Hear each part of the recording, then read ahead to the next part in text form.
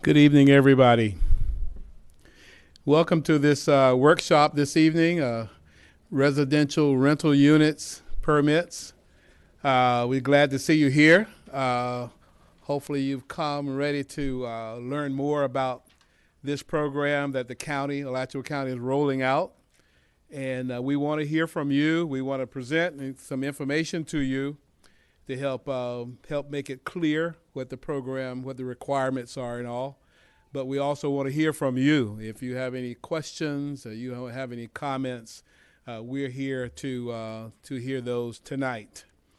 I am Carl Smart. I'm the Deputy County Manager, and so I'll be kind of helping to moderate, if you will, tonight. And with me is Missy Daniels, our acting Assistant County Manager. And you know her too. You might know her from her position as Director of Growth Management. Also with us tonight is Diana Johnson to my right, who is an Assistant County Attorney.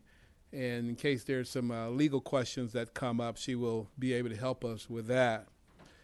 The format tonight is that we'll do staff will do a presentation for everybody. And once that presentation is done, then we'll open it up for questions and answers.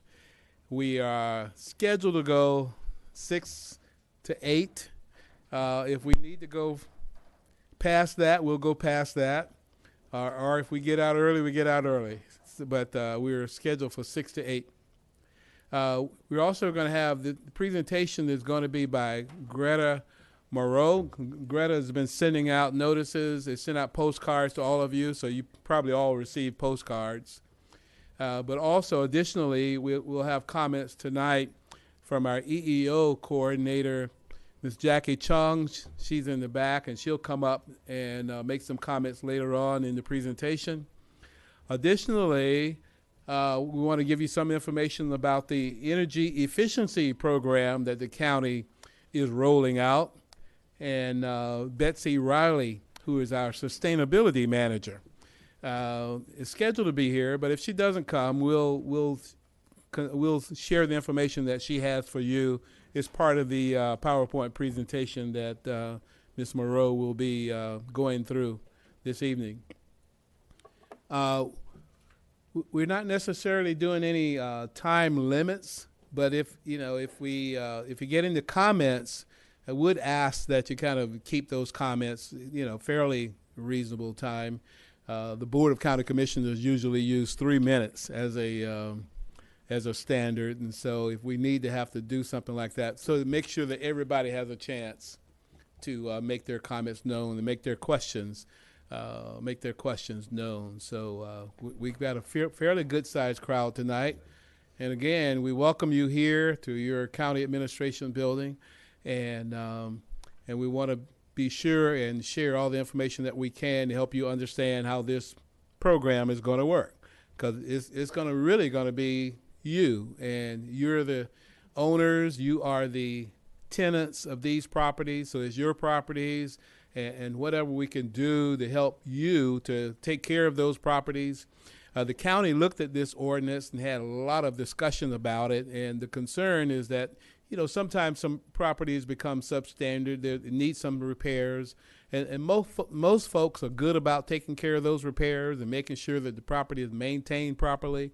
But sometimes some properties might become below standard and just need a little pointing out what needs to be fixed, that kind of a thing, just to maintain the property itself, so that the tenants are living in a safe and healthy environment. And so the county felt that it was a need to do that, to pass this ordinance, and we hope that it is a good thing. I hope that's a good thing, and that will help to help everybody to keep their properties up to standard, if you will. So now I'd just like to, there is some code administration staff here. Code administration staff, stand up. We already have Greta standing up. Some staff over here on this side. Tom Allred has been acting code administration manager, Tom, and Chris and Gina. And so if you need anything, and where's Kathy? And Diana. Oh, okay. Had to look around the wall there to see Diana. Yeah.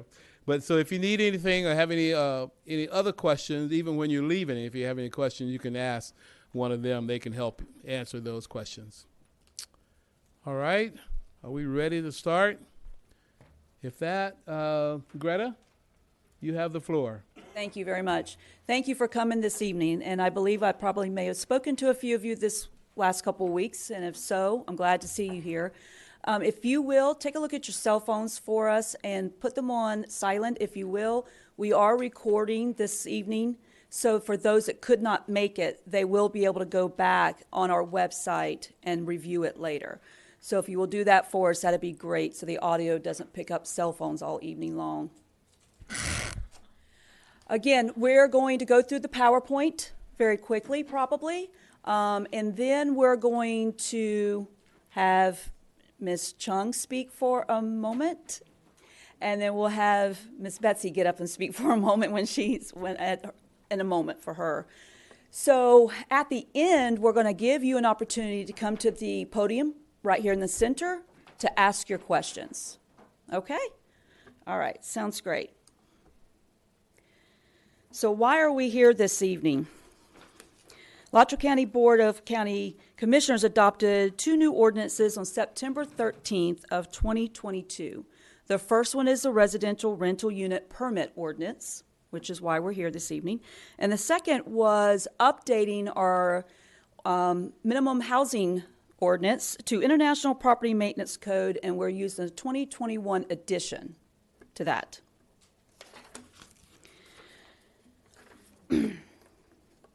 So you can find both of those ordinances on our website, okay?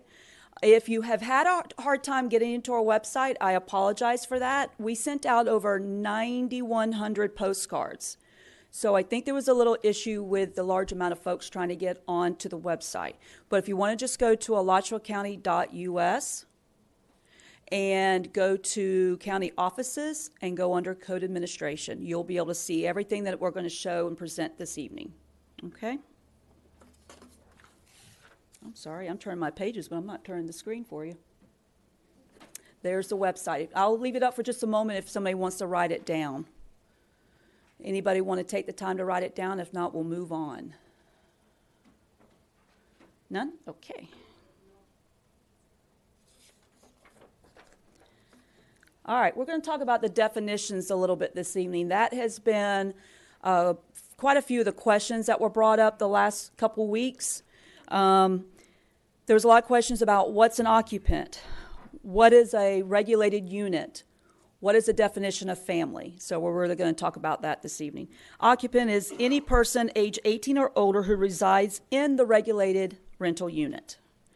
Regulated residential rental unit is a room or rooms located in a condo, co-op, timeshare, quadruplex, triplex, duplex, or a single-family dwelling that is rented or advertised or held out to be rented for periods of at least 30 days consecutive or 1 calendar month, whichever is less.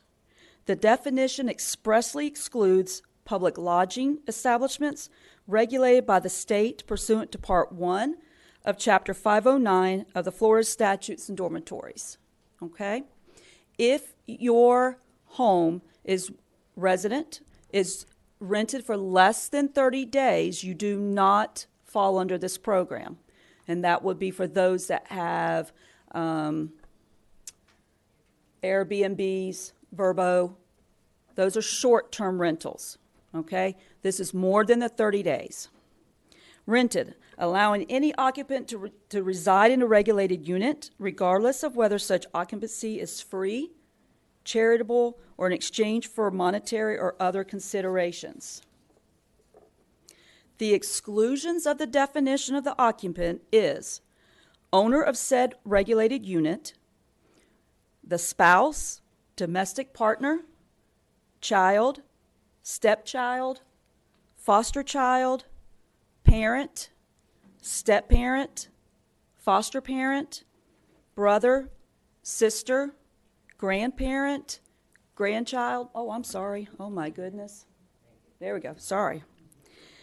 Thank you for raising that hand and letting me know. Grandparent, grandchild, aunt, uncle, niece, nephew, father-in-law, mother-in-law, son-in-law, daughter-in-law, sister-in-law, brother-in-law, a legal guardian, or a live-in caregiver as evidenced by written documentation of such a relationship. If you fall under that, you may want to contact our office and we'll discuss further what kind of written documentation would be needed to provide to us. Okay? Does each unit need a permit? Yes, it does. For example, if there's a parcel that has a quadruplex on the property, then 4 permits must be applied for and issued for each unit. Okay?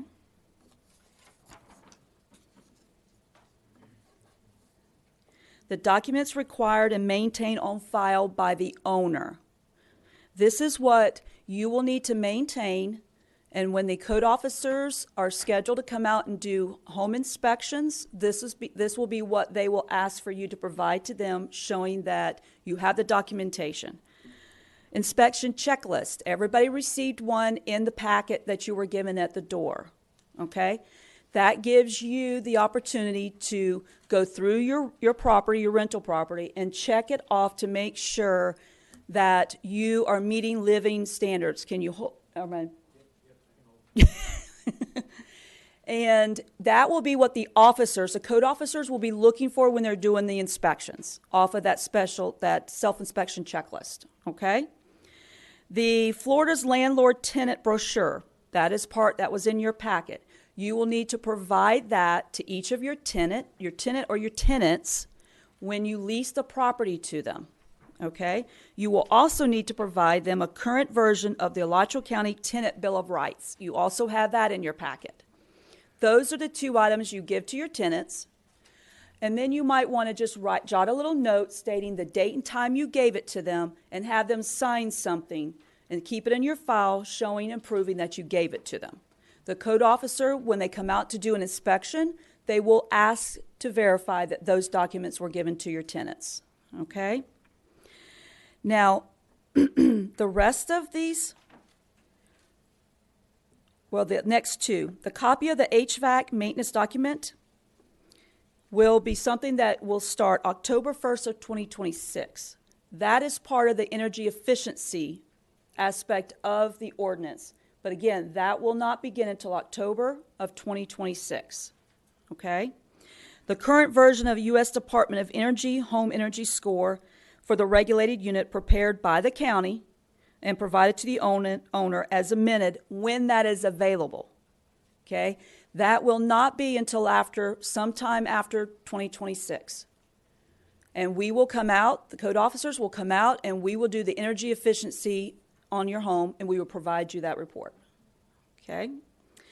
And the last is the signed receipt from the occupant stating that you gave them the Bill of Rights and the landlord brochure, okay? Keep that on your file. The timeline. The effective date of the ordinance was September 13th of 2022. The workshop is tonight, January 17th of 2023. Permit applications will be mailed January 30th of 2023 via the address with the property appraiser site. And that was where you got your postcard. So whatever address you got your postcard, we are going to mail you a letter. Now, it may not be January 30th. We are now looking at sometime the 1st or 2nd week in February. So don't worry if you don't have it in your mailbox after the 30th for a couple days. We're going to print them out in-house, so it might take us a week or so to get it done, all right? But you will receive that letter, and that letter is going to give you the login information that you need to go online to pull your permit, okay? Permits must be issued by September 30th of 2023. So when you get your letter, you have until September 30th of this year to pull your permit. We're giving you some additional time because we want to spend the next few months with the education process through this. So you have until February to September 30th to pull your permit. And that permit will be valid until September 30th of 2024, okay? A normal cycle year will be October 1st to September 30th.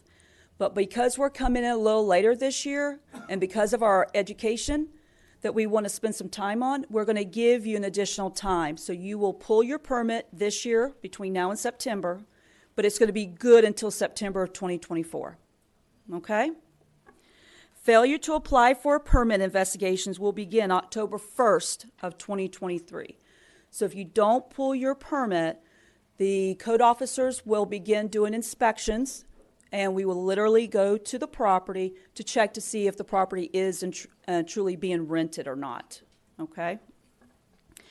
Living standard inspections will begin October 1st of 2023. Those will be the inspections that we will contact the property owner, or code office will contact the property owner, and through the property owner and the tenant, we will schedule a good time that benefits everybody, okay? And again, we will be doing the inspections on those that have already pulled their permits. So if you get your permit between now and September 30th, by October 1st, we'll start the inspections. Now, we're only going to inspect once every 4 years. So don't expect you to be the one that gets the first inspection in October. Okay, so sometime between 2023 and the next 4 years, we will inspect your property once. Okay? Permit applications will be mailed September the 2nd of 2024. That's the following year. And will be mailed every year thereafter. Okay? Energy efficiency requirements will begin October 1st of 2026. All right? So we're going to spend the next 3 years discussing that and getting everyone set up and prepared for the energy efficiency aspect of it.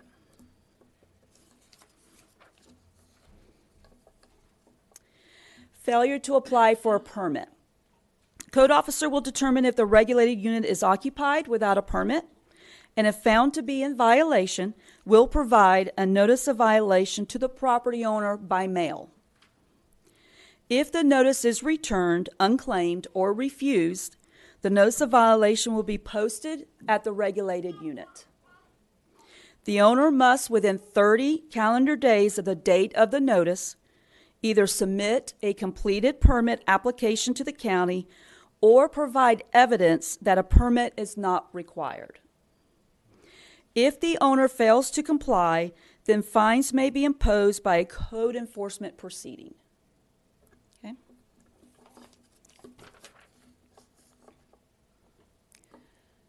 Okay. How to apply for the permit. Again, a letter will go out to you first or second week in February. It's going to give you the link information and your username and passcode that's specific to you and your property. All right? When you log in, this is going to be the first thing that you see. The program is known as Citizen Serve. And through this portal, if you've ever pulled a permit for any reason, you've probably seen this the last couple of years. So right at the bottom under licenses says coming soon, register your residential rental unit. So there will be an option there. Once the letter goes out, that option will be there, and you will click on that section, and that will take you to the screen that's necessary to apply for your permit.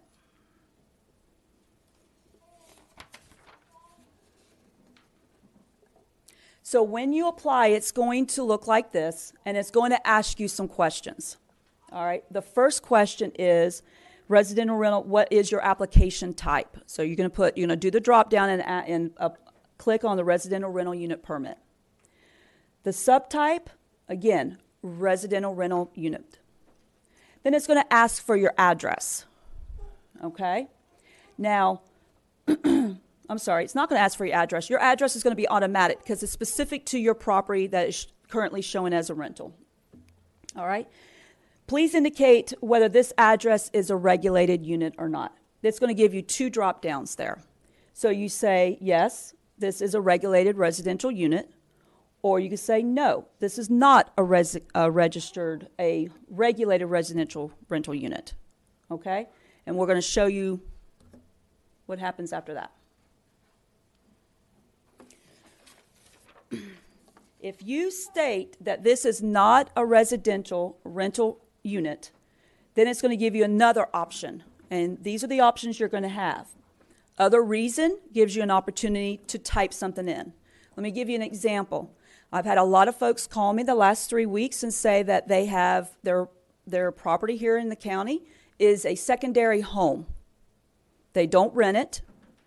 They come into town, or their family comes into town periodically to see other family members or for the Gator games or whatever, or the lake house, whatever the case may be. So that it doesn't fall in the residential rental program because they don't rent it out. It's a secondary home that they use. All right? So they can put owner occupies the unit, which is option number 2, and all of the residents are related to the owner. So let's say that that home is occupied, but it's occupied by one of their family members, and we went through the long list of family that's allowed. They would click that option. The unit is a public lodging establishment, so if that falls under, then they would click that option. The unit's licensed as a short-term rental. Again, that's only if you rent for less than 30 days that you would fall under that, okay? Or the unit is not currently occupied. If you have a unit that's not currently occupied, you don't need to have a permit right now. But please remember, once it's occupied, you need to reach out to us or you need to go on CitizenServe and pull your permit, okay?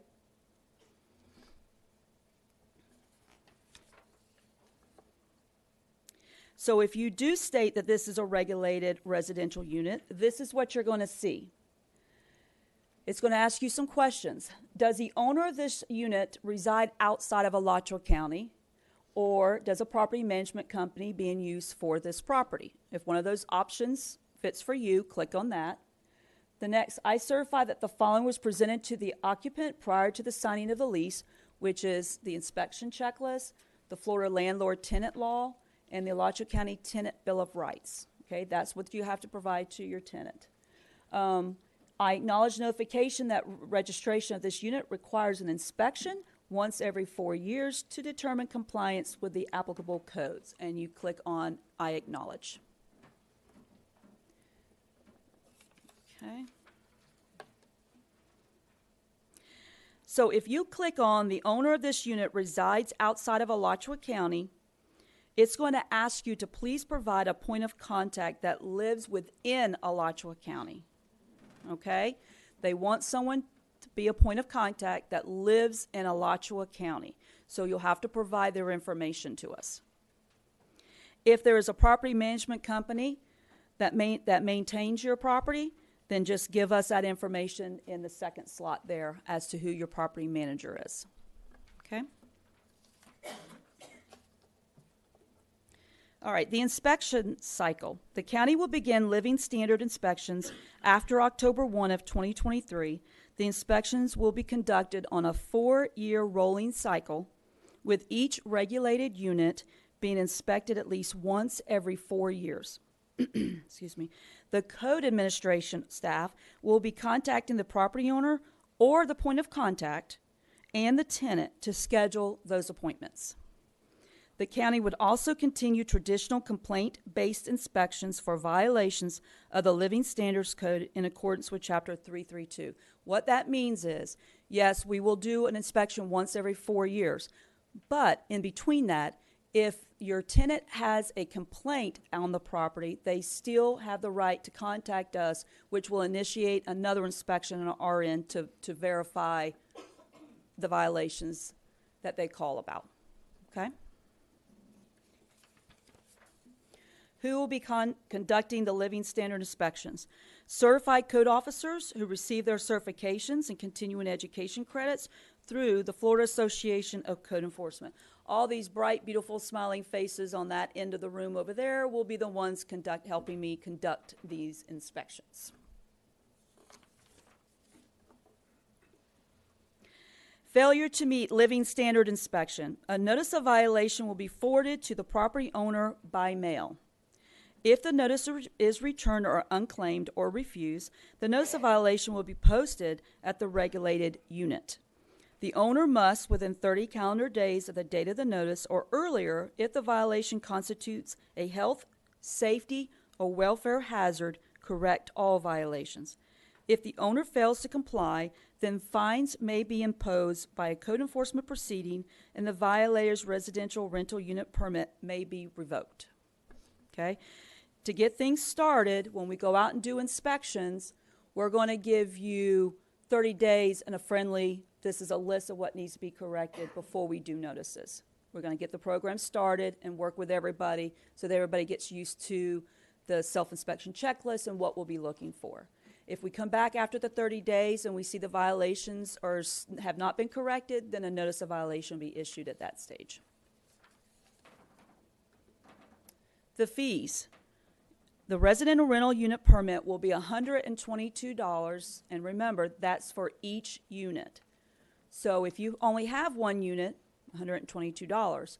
If you have a quadruplex that has 4 different units, you're going to have to pull a permit for each one. Per year, except for the first year.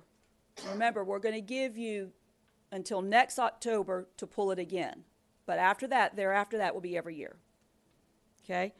Reinspection fees. There will be a $70 reinspection fee, but those will be for the no-shows. So if we call and schedule an inspection with you and the tenant, and we go out and there's nobody there, and we wait a standard of 15, 20 minutes and no one makes it, then we call and reschedule, there will be a reinspection fee of $70. Okay? Energy efficiency standards, October 1 of 2026. Attic insulated to a minimum of R30.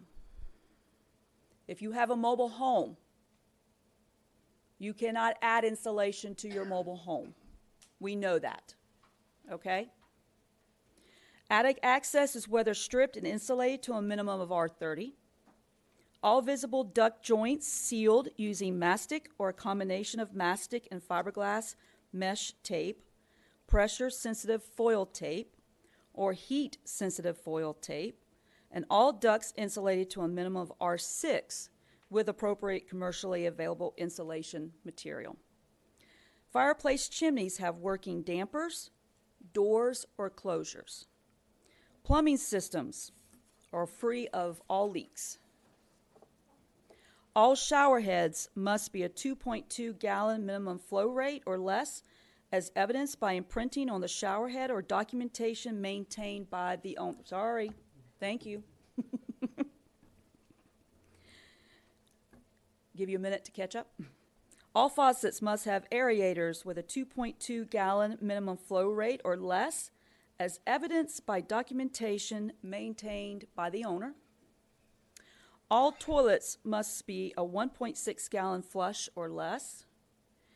Water heaters have a visible and properly functioning temperature pressure relief valve. Ma'am, are we allowed to ask you a question? Sir, excuse me.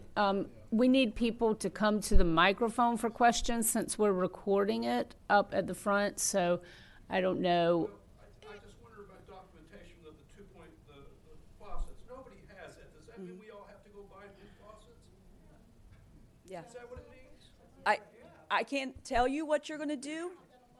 I could tell you I'm a landlord myself, and yes, I am going to have to go out and purchase my faucets and shower heads to be able to prove that mine are what they should be. Can we hold the questions? We have a couple visitors this evening, and we want to be able to get them up and get them out before we start the questions. So I'm sorry, hang in there. We can go back to these slides if it helps you with your questions. Will the slides be provided later? Yeah, I can certainly, yes. Water heater pipes insulated for the first 3 feet from the unit, except on the gas units, with appropriate commercially available insulation. HVAC systems have had maintenance performed by a currently licensed HVAC or mechanical contractor at least once within the past 24 months, as evidenced by documentation maintained by the owner, and have a filter installed that is appropriately sized for the system and have coils in the HVAC that are cleaned. Programmable thermostat connected to the HVAC system. Wall, window, or other single room or small space cooling units in good repair, properly secured and air sealed, and with a filter installed that is appropriately sized for the regulated unit. Extraordinary hardships. Any owner who cannot comply with a particular living standard under the energy efficiency requirements may request an extraordinary hardship exemption from the county manager or designee.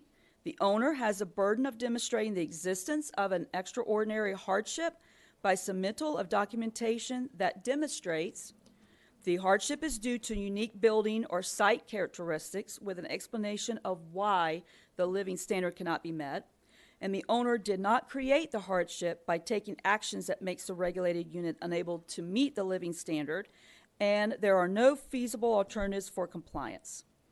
Costs of inconvenience are not considered grounds for the extraordinary hardships. Hang in there, folks. Jackie, I would like to invite Jackie Chung from our Equal Opportunity Office to step up and speak with you for a moment in regards to the fair housing.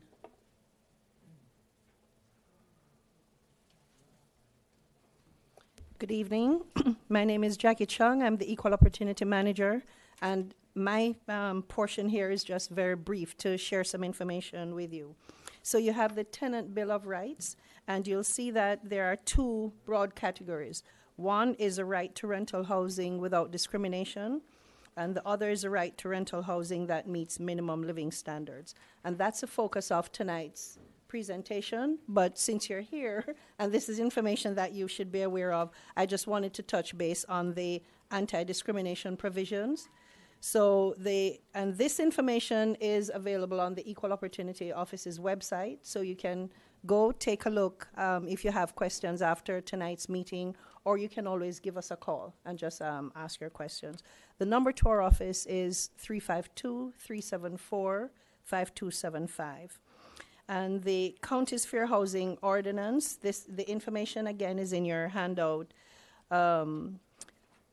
provides information regarding discrimination in housing, the different protected bases included here, and some new protections that were added in 2019 include citizenship status, lawful source of income. Excuse me? There's not a slide on her presentation. I'm talking from the handout here that you have in your hand. The Tenant Bill of Rights. Does everybody have a copy? Okay. Yes, so you're familiar with the standard protected bases like race, color, national origin, religion, but I just wanted to bring your attention to some additional ones that were added in 2019, and those include citizenship status, lawful source of income, veteran or service member status, or being the victim of dating, domestic violence, or stalking. Lawful source of income, I'll also highlight that one in particular because that one includes sources of income like Section 8 vouchers when it comes to housing. So the ordinance says that a landlord cannot automatically disqualify or refuse to consider Section 8 voucher holders just by the virtue of being a voucher holder. So you still have to apply all of your regular screening criteria, financial qualifications, background information, like any other tenant. So just by having a Section 8 voucher holder is not an automatic disqualifier as a tenant. So it's important for you to be aware of that. There's another component to this, and it's spelled out here too. If you go to page 2, number 19, that talks about lawful source of income, you'll see A is what I just mentioned, may not disqualify or refuse to rent to Section 8 voucher holders on the basis of being a voucher holder. But Part B on page 3 is also important. When you're doing the financial qualification screening, it's very common here to use that 3 times rent to income ratio, right, as for qualification. So under the county's ordinance, I'll give you an example of the calculation. Say the rent is $1,000 a month. So you are looking for tenants that can show an income of 3 times that, so 3 times a month, correct, in income to qualify. You can see how that would create an undue burden on the Section 8 voucher holder, because if they had income of $3,000 a month, they wouldn't qualify for Section 8 in the first place, correct?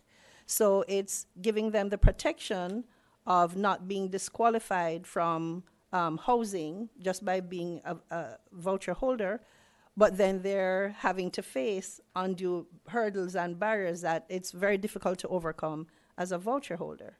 So to do an apples-to-apples comparison for the market tenant who is now having to show 3 times the rent, they're out of pocket, what they are paying you, 3 times that in income, we're doing the same for the voucher holder. Because a portion of what the voucher holder has is guaranteed income from the housing authority, right? So if the rent is $1,000, for example, and they have a voucher that's worth $800, that's guaranteed money to you, the landlord. You are getting that direct deposit every month. You don't have to worry about $800. The voucher holder is responsible for the balance, the $200. Everybody following me? So what they are responsible for out of pocket is $200. So would it be fair to hold them to that $3,000 standard when they are responsible for $200 to meet the rent? So the calculation for the voucher holder is 3 times what they're responsible for paying out of pocket. So that would be $600 instead of $3,000. So I just wanted to make you aware of that, because that's important for you to understand as you're applying your screening criteria. There's a special requirement for Section 8 voucher holders, and that's to help level the playing field and do apples-to-apples comparison when you're looking at the financial obligation that's out of pocket, because the rest of the money is already guaranteed by the housing authority. So the information here in the handout has, examples of discriminatory housing practices. I won't go into that tonight because it's all here in your handout, but I just wanted to share some basic information with you and recognize that tonight is about the minimum living standards. So if you have any questions for me, I'm happy to take them. If not, I'll turn it back over to Greta. It's 352-374-5275. Thank you.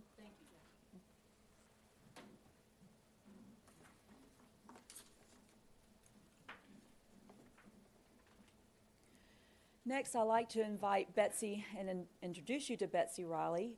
And Betsy, please correct me if I'm wrong. You are the new sustainability manager. Come on in.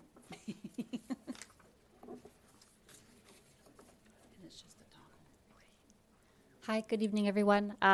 Yes, my name is Betsy Riley. I'm the new sustainability manager. I have been tasked with the new energy efficiency and weatherization of affordable housing pilot. This is funding that has been set aside by the Alachua County Board of County Commissioners to help pay for the costs that you all just saw on the new energy efficiency standards. So I'm going to talk a little bit about what this funding looks like. We are partnering with the Community Weatherization Coalition and Rebuilding Together. They're both experienced in weatherization for the county, and so you can contact us, you can contact them. We're all knowledgeable about this program.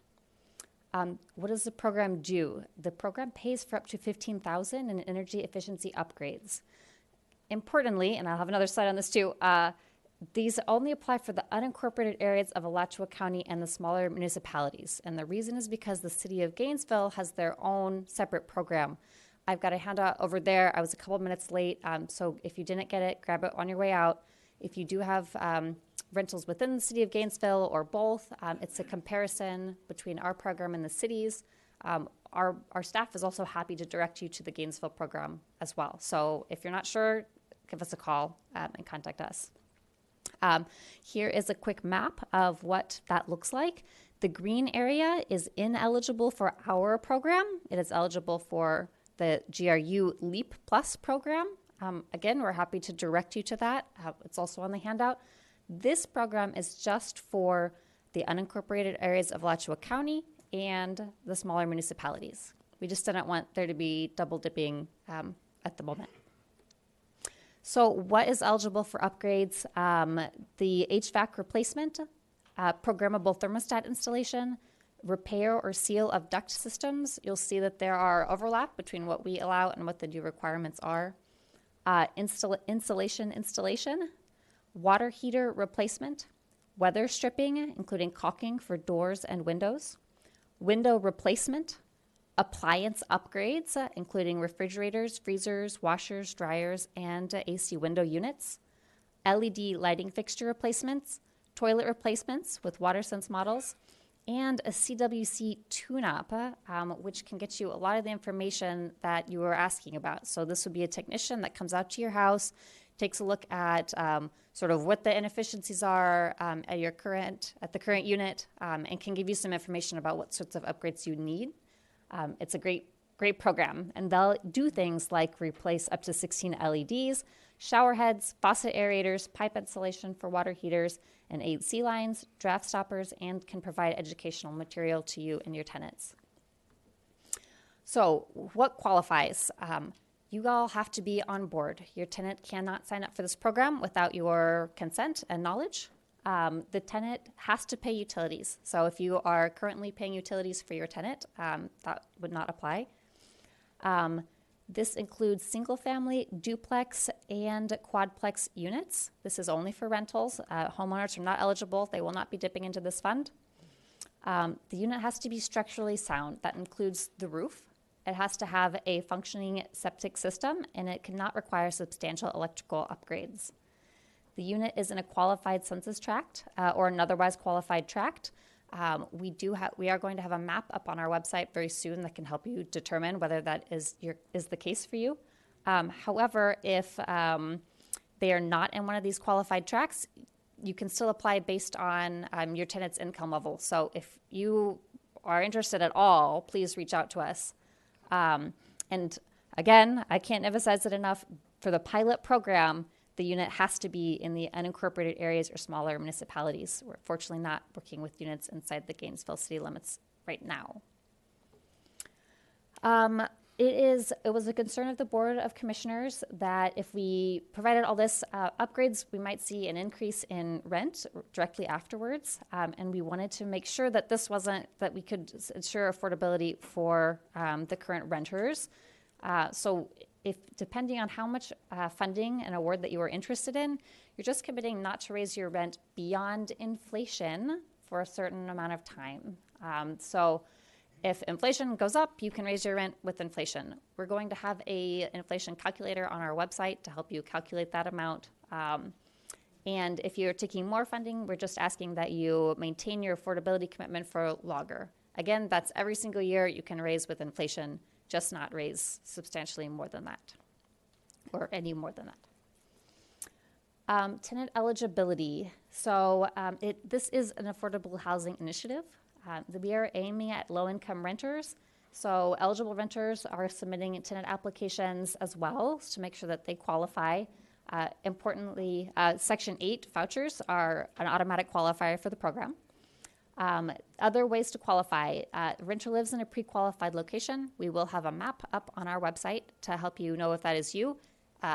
If you live outside the city of Gainesville, I just recommend you apply, and we'll be able to see if that's a qualifier in itself. If they're outside of a pre-qualified neighborhood, renters can earn 50% or less of the area and media income. So if they're a low-income renter that you have rented to, then they can qualify from that. If they're participating in certain federal programs, including Section 8, but also the SNAP program, other types of affordable housing and low-income initiatives, or if they're receiving services from a government of a tribe or a U.S. territory. So there's a lot of different ways to qualify. If you have a tenant that you think might qualify, please reach out to us. I'd rather hear from you and see if there's a way that we can help than not hear from you. So you know this is a pilot project. It's going to run from January 16th through August 18th. After that, we will expand to the full program. So the program itself is going to run through 2026. You're going to have to be signed up by 2024 in order to ensure that you have the funding. Because it is federal funding, completely out of the county's hands, the federal government wants this spent by 2026. So we would love to have go longer. That is a federal government requirement. After that time, they're taking the money back. So if you are interested, if you think you might qualify, please reach out. The goal for this time is to get 15 units with energy efficiency improvements. So we're happy to do more than that number. And we're also looking for feedback. So this is a test. The full program, this is an opportunity to work out any kinks with the rollout. And after that, the full program will continue again until 2026.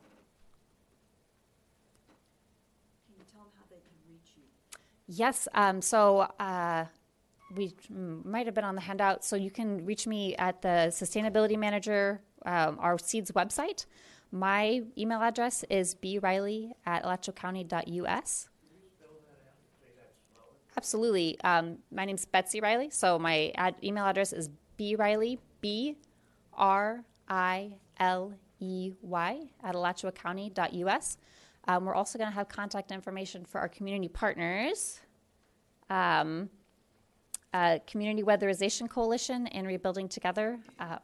The Community Weatherization Coalition has got a great website. They're very local. They've been working in the community for a long time. So I would recommend reaching out to them early on. Ma'am, this is only for 15 units in the county that's got thousands of units that need it? For our pilot program, we're hoping to get at least 15.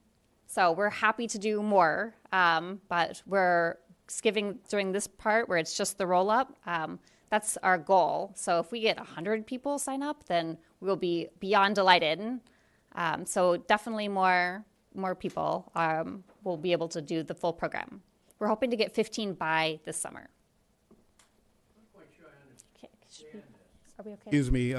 If there is a question for Ms. Riley, if you don't mind coming to the podium, to the microphone, so we can get it on the record.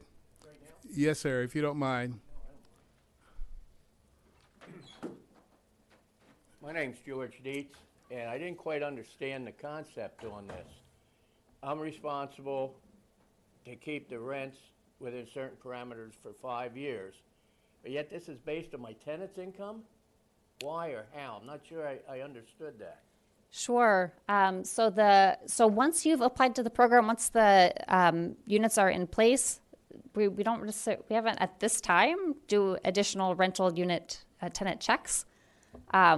That could be something that we look at if we feel like that program is being abused, but I hope it doesn't. But yes, the affordability commitment is based on tenants' income when you apply to the program. So what that means is if you, to use the earlier example, if you are charging $1,000 for rent and your tenant qualifies for this program, you can only raise it by inflation each year for the duration of the program, regardless of who your tenant is after that point. Maybe I misunderstood this whole thing. I mean, I'm old and dumb. But I get the upgrades done to my apartment on the various systems, is that correct? This will be for my your, rental unit, is that correct? that's correct, for your rental unit. Okay, to my rental unit. But it's based on my tenant's income. Explain that to me. And if I get a freebie like that, I think if the numbers work, I'd have no problem with not raising the rent for a few years. But how is the basis of the tenant's rent come into my upgrades? Sure. So the original idea for this was as an affordable housing initiative. So the idea behind the Board of Trustees, the Board of Commissioners version of the affordability commitment was that we don't want to give a bunch of money out, people upgrade their units, and then raise the rent so high that it's no longer an affordable housing. So by focusing the qualifications on the tenant's income, we're just making sure that we're hitting the lowest income, the most marginalized portion of Alachua County to get to make sure that they're eligible for the funding. So the goal of this is not to make my unit more efficient then, it's to make the tenant more affordable, I guess. If I might, Affordability commitments. yeah, if I might add, Ms. Riley, I think the goal is both. One, to improve the efficiency of your unit, but at the same time, keep it affordable for the tenant. And so theoretically, it's a win-win situation. You get the improvements, the tenant gets to lower their utilities costs and keep the unit affordable for a certain period of time. Yes, sir. Go right ahead. What is the total amount in budgeted? So you say 15 homes, but you could possibly do more. Is there a total budget in the pilot program, or is it just kind of open to what the needs are? Yeah, so the pilot program is approximately $340,000. Once we hit August, and we've sort of worked out the kinks of our pilot program, the total amount for all of the programs is $3 million. This is federal dollars that are coming from the U.S. federal government, Department of Treasury. And so we are very interested in anybody that thinks they might qualify or their tenants might qualify to please apply, because we would love to see all of this money get out to the community. Hello, my name's Colin Hines, and I'm the director for a nonprofit here in town where we offer low-cost rent to young men who have aged out of foster care. So we fall into this, I've been told repeatedly, and which is super cool. Is there any way that we would be able to take advantage of any of this? Because I guess I'm just not seeing how the nonprofit, how the business portion of it would fit into that. And maybe I need to do more research on this, so. Sure. So as far as I can tell, as long as you qualify in the other ways, I can check if there's a different qualifier for nonprofits. But from how I've understood and read the program, as long as your tenant qualifies and the units qualify by the certain number and the location, you should qualify for the program. Okay, thank you. I have a few more questions. You said that we would provide the PowerPoint at some point? Okay. And the numbers of units is done by addresses. Is that correct? So it's not done by rooms in any way, shape, or form. Okay, so it's done by number of like mail addresses. Don't go far. Yes. Okay.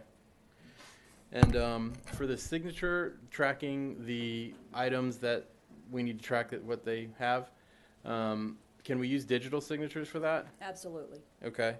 And last question, for the for the proof of having the 1.5, 1.6 gallon per minute stuff for the showers and faucets, I've bought those little things you add in. They're just a few bucks. Does that count? Yes, Okay. they do. Cool. But let me just say, Betsy's going to be your new best friend by this program that she's going to offer to everybody. So please be sure to ask her what questions you have this evening, because this is going to be a wonderful program. Cool. Thank you. And just as a reminder, we're only taking the energy efficiency questions right now, and then we'll go back to Greta to finish up the presentation. Yes, sir. My name's David Frawley. I thought that I'd read in the Gainesville Sun regarding this program, it had a map of the areas of Alachua County that were entitled to it, and it seemed that where I live in La Crosse was not within the shaded periods of that map. So is it wrong to say that it's in the unincorporated parts of Alachua County? And is it just some unincorporated parts of Alachua County? Yeah, so thank you for Right. that question. So I didn't include the map in the presentation because there was confusion. The shaded in areas of the map that you saw automatically qualify for the program. Yeah. The areas which are not shaded can also qualify for the program. All of Alachua County can qualify for the program. Let me show. But ma'am, why weren't they shaded? Yeah, and me. it was sort of it was a technical Department of Treasury issue. So, We're in a pretty low-cost area where I live. yeah, yes, and please do apply. So the short answer is yes, you do qualify in La Crosse, absolutely. So the map Please- was wrong. The map showed the qualified census tracts, which was a designation that the U.S. Department of Treasury found very important. So we included that for our presentation before the board. But we didn't include it here because we didn't Because you didn't want to upset us. want to, because we found that it was very confusing before, and we didn't want to imply that you couldn't apply, which you absolutely can. So yes, short answer is if you're in the unincorporated area of Alachua County, please apply. If your tenant qualifies, you qualify. The only physical geographic location which does not currently qualify is the city of Gainesville on this map. And I do apologize for the confusion on that. It seems obvious now, but it didn't at the time. Any additional questions on energy efficiency? Yes, sir. And your name too, sir. George Dietz. If my tenant would get a raise or moves out and I get a tenant with more income, what happens to this? Does it change? Does it go away? So under the current program, if your tenant applies and they qualify, it's a good question, and I don't want to send it back. I can say this. I'm not sure what happens, and we'll get that answer to you. If they get a raise between when they apply and when the energy efficiency improvements go in. I'm not sure. I'm not sure what happens if they apply. If they get the raise between when they apply and when the energy efficient units go in. I will get back to you on that. And However, what would happen if they get additional income after it starts into the 3 or 5 years? then that is what it is. Yep. So that's completely fine. We're not kicking anybody out of their houses. We're not coming in and ripping out your energy efficiency upgrades. That is just a thing that happens, that tenants move. The affordability commitment remains. The tenants have changed, and the program has continued on. But my responsibility for the payment wouldn't change, would it? That's correct. Again, I'm going to ask it. Yeah.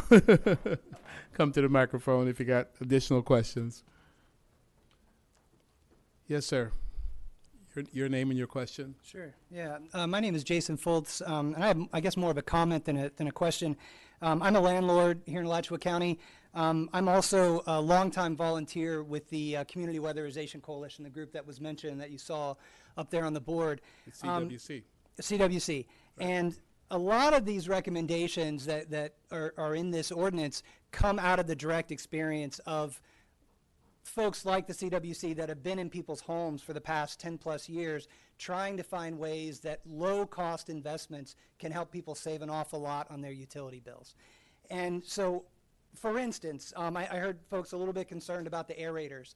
The vast majority of aerators that have been produced in the last 10 plus years have the GPM printed right on the aerator. So I hope everybody doesn't think you all need to run out and buy all new aerators and faucets and things like that. Like, vast majority of the time, they're right there printed on them. But what I just really wanted to encourage people, the CWC is a free program. It's a fantastic program. Volunteers will come out to your property. They'll do a walkthrough that can last up to a few hours with you, with your tenants. They'll help you identify most of the things that are on this list, can help you really get a head start on that. And they come with a kit that includes things, as mentioned, like the LED light bulbs, like new aerators, new shower heads, things that actually help comply with this program. So again, really hope that folks will reach out to the CWC in the coming months, in the next year or so, and have us come out and help you inspect your property. So thanks. That's very helpful information. Thank you, sir. All right. If there's no other energy efficiency programs, Greta? Thank you, Ms. Riley. I'm sorry, one more, Betsy. One more? Okay.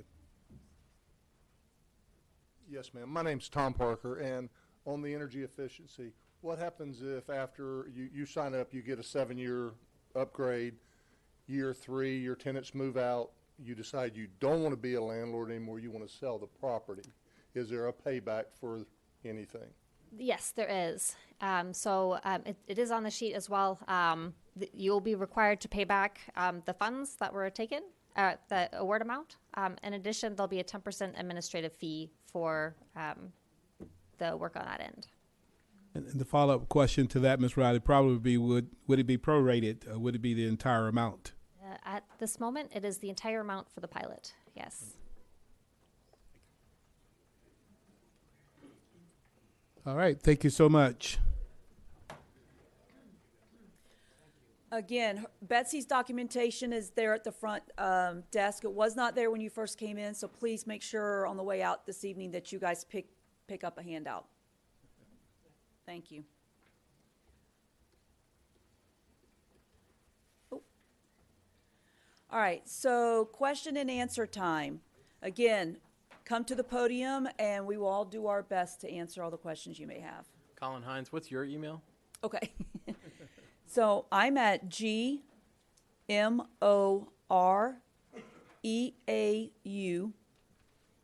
at Alachua County.us. My last name is Moreau. Thank you. Thank you.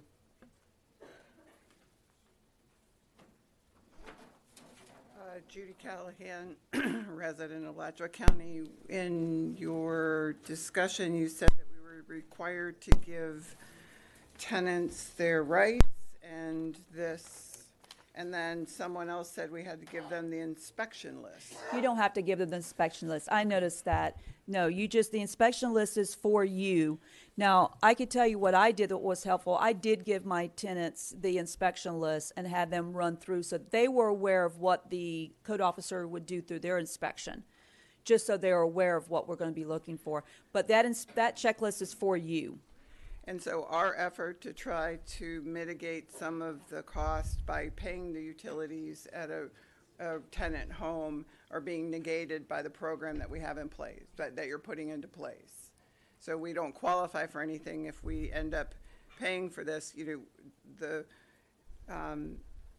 part of this says to me it's going to be fines. So right now we have $122 per unit, and then there's a $70 if they have to come back. Mm-hmm. But what happens if Sally discontent? Because I went to the court, I happened to be on the court docket the other day and looked and saw that the next 100 cases are eviction cases. Mm-hmm. So that is what it is in Alachua County right now. So what if I have Sally discontent? Am I paying $70 every time Sally discontent decides to call you and say, my aerator isn't working? So no, if your tenant calls us and files an official complaint with us, that's not a $70 fee. We'll come out and do an inspection. That's a little different than the rental housing. The rental housing officers will be the ones coming out and doing the inspection.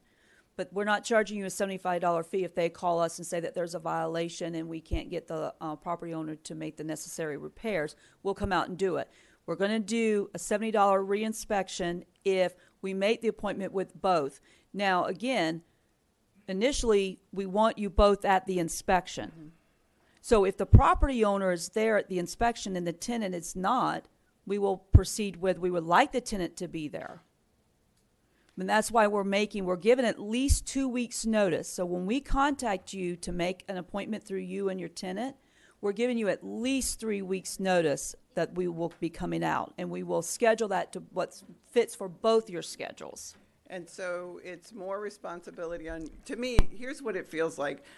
Gainesville has decided they're not going to have any of the low-income housing built in the area with the brand new housing and all those things. So now let's just screw all of the people who have been trying desperately to try to meet this gap that we've been talking about to give a decent place to someone to live.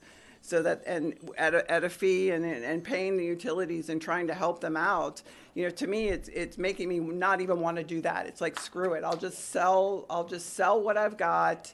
And why should I even try to break even to try to help the woman who was a domestic violence victim who, was brought out of jail by Jeb Bush? Why would I want to help her at this point when I feel like Alachua County is saying to me, tenant of Alachua County, who's trying to do good in my community, in my immediate community, and they're saying, no, not only that, you're going to pay more.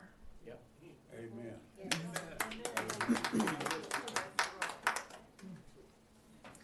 Hi, my name's Lanny Swanek. I work for Jimwood Realty. We're a property management company. And I just noticed here in the residential unit permits, it said for cities with interlocal agreements. Do you know if High Springs and Alachua both have interlocal agreements with you for this? No, they do not. They do not. So then we would be exempt from this. If you're in the city limits of Alachua and High Springs, yes. Okay, and my other question was, we also manage 2 apartment buildings, 18 and 24 units. Do those have to get permitted also? Not right now. The Okay. county will be possibly looking at that in the future, but not right now. And all of our units are already occupied. So when you say you have to give the tenants their list of rights and everything, we would just have to do that before we applied for the permit, then, Yeah. correct? Yes. Yeah, just definitely make sure you have it before October, before we Gotcha. come out for the inspections. Gotcha, okay, Yeah. thank you. Yes, ma'am.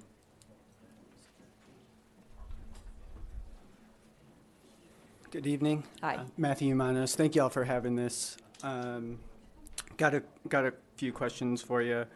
So you just answered about Alachua and High Springs. Has any of the municipalities opted in? None of the smaller ones did, no, not Okay. at this time. But they are eligible to get the county's program. From Betsy Riley, yes. Yes, okay.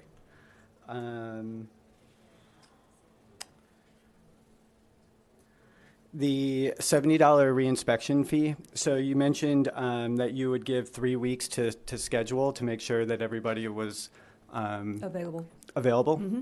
So is that process, like, do you actually confirm that date with those parties involved, or? Yeah, so we're going to make contact via phone, email, whatever way is easier.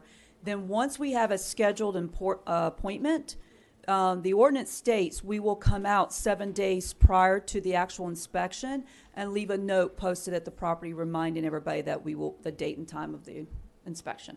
Okay, thank you. I just wanted to make sure that it wasn't, all parties were fully aware and had it, yeah. 30 days to correct all issues. So I think timing and labor may be difficult in certain circumstances. Some property managers and owners have relationships with contractors or property maintenance folks, and it's hard to always get that scheduled within Right. that 30 days. So are y'all going to be reasonable? And Yes. So, and let me also correct one thing too. So within the 30 days, if we come out and there's a life safety issue, we're not necessarily going to give you 30 days at that point. For example, if we have a residence dwelling that doesn't have any smoke detectors, that's a life safety issue. We're going to want you to get those smoke detectors pretty quick. So we're not going to give you 30 days to get smoke detectors. And then the other cases, if you have an issue where you may have roof damage, we know that it takes some time to get some contractors out there that, we will work with you to give you some additional time. The most important thing for you guys to remember, please, in this process is we're always available for communication. Communication is the key. If you contact us and tell us where you're at in your process and let us know that you may or may not be having some issues, we will work with you on that. Okay? Awesome, thank you. You're welcome. Chipping paint and wood rot, how is that measured? Is it like any amount of chipping paint or any amount of wood rot? So, And how are it's like the inspector, all the inspectors going to be on the same? yes. So that's going to be a discussion that we have amongst ourselves and through our standard operating procedures. We will have, for chipping paint, we'll have a percentage Okay, set up. And wood rot, is pretty it's not going to be a percentage of wood rot. If you've got something we're going to ask you to replace it if it's, if it needs to be replaced, for sure. okay. Windows. Do all windows have to be fully operable, or do they just have to be able to be sealed? No, they have to be open and be able to open and close, and they have to be able to be locked. Okay. All right, thank you. You're welcome. Can you go over to that gentleman? Why don't you just go sit at the end down there, and then David Frawley. it concerns me that if this is such an important thing that you care that all these people have working thises and that's, why isn't it extended to all family homes? Why is it limited to rental residences? I mean, and why not apartments? Why aren't apartments falling under this? I guess I can take a stab at that. And our attorney might want to chime in. The Board of County Commissioners decided to just start with 1 through 4 units and not go for major apartment buildings and all of that. Yes, I mean, your point is why is that? Manageable size, and Is it that they conceivably wanted to avoid conflict? If I may, my name is Diana Johnson. I'm Senior Assistant County Attorney. Yeah. There is some preemption language in Florida statutes for structures that are 4 and over. That amounts to a public lodging establishment, and so that is why we're not handling those right now. I've read We're about backing that. up. They say that inspection is going to be the responsibility of the state. That is Right. correct. But I also read that they hardly ever do any inspections. I can't give opinions So to aren't that. you all concerned that the residences in apartments aren't getting what they ought to be getting? if I could respond, the board said for staff to take a look at that. Yeah. And maybe look at adding those units later on. I And so it's our responsibility to do the research, come back to the board, report to the board, and the board will decide at what point they might add those additional units, if they're going to add them. I see. But your point is right. I think it is right now. It's not included in the program. Well, I think that part of it is that they wanted to avoid the outrage that if inspectors were going to go into single-family owners' residencies, they'd have a hard time doing it. People would be upset. And that brings up my big question to you is, I have had lots of tenants, and some of them never wanted me inside, mostly because they were hoarders or sloppy, and I honored that. I said, if you don't want me in there, I'll stay out, unless there's repairs. What if a tenant doesn't want an inspector to come into their apartment? Can they opt out? So, kind of twofold answer. Okay. I would hope that you would have a lease with your tenant. Usually you do if it's over a certain period of time. Yeah. Usually, in a general residential lease, as you know, it has a provision that allows you as the landlord, Yeah. if it's written properly, Yeah. to go in and do inspections. Now, you may choose not to do so, but most leases allow you to go in every once in a while and Okay. check upon reasonable notice. So under the way this program is written is that it could be the landlord that provides the officer with consent, or it could be the tenant. But you as the What if landlord neither are wanted to? I'm sorry, 1 second. But it would certainly be that you as a landlord are going to know, because as Greta said, you're going to receive the notice. That inspection day is going to be communicated with you. So it's going to be a date and time that you are available. However, if your tenant refuses and you don't come, then we cannot go in because You cannot go in. the consent is not given. We are And not. so what happens then? Sure. So it is a permitted program, and as part of the condition of the permit does provide language that, we're going to do this inspection. You've been on notice that an inspection needs to be done. So if the County code enforcement officers, they do provide and receive not only local training from our office, but from the state. So they're very familiar with private protection rights and, obviously, as you may know about unreasonable searches. So they are not going to go in on an inspection if they do not have consent from either you or a tenant. If that happens and they come back out a second time and still not able to gain access to the unit, there's a possibility that the residential rental permit may be revoked.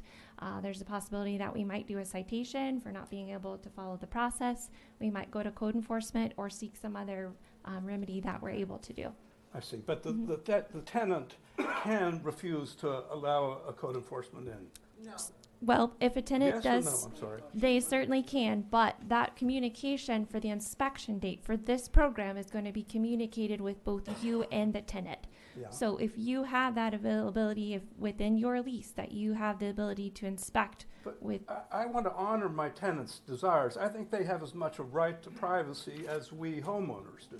well, that's going to be between you and the tenant. Okay, all right. So some lease provisions allow that even though the tenant does have the ability and that's their home, that the landlord has the ability to go in Now, and why I remove say them. that is, in the past, I had a tenant who grew some marijuana in his back room, and he certainly wouldn't want anybody walking through his house. Most of mine do. Understood.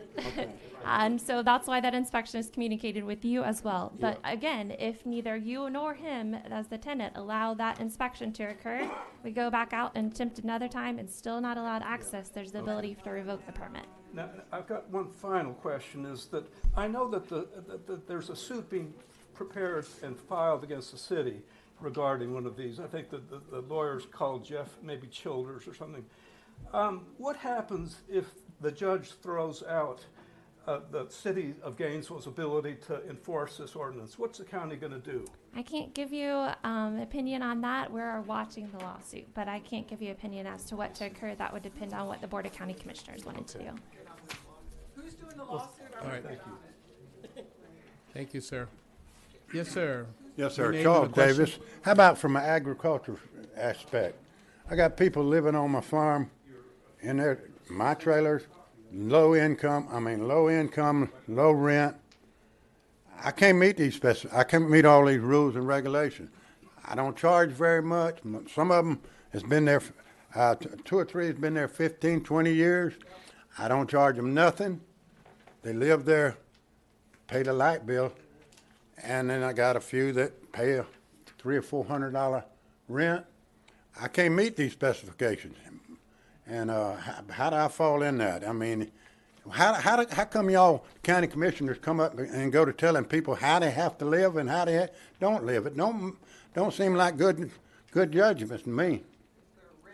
So I suggest you pick up the documents that Miss Betsy left over there. I got all that and done read them all and looked at No, them all. sir, this was not part of what I handed you earlier. She just brought it in.